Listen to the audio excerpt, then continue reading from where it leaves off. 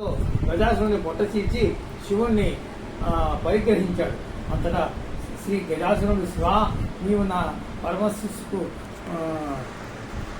గణ్య చేకూర్చి నీవు నా శివం ధరించాలని కోరుకుంటున్నాను సరే అన్నాడు. శ్రీ సర్వేశ్వరుడు బ్రహ్మ, విష్ణు, శివ,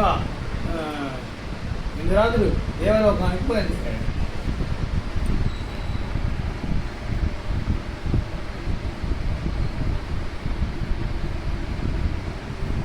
సరేనా?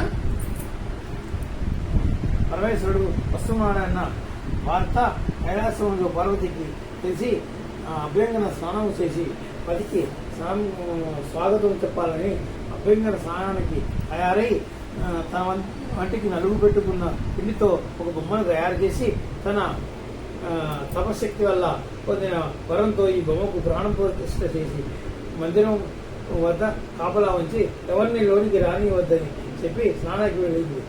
గజాసురుని నంది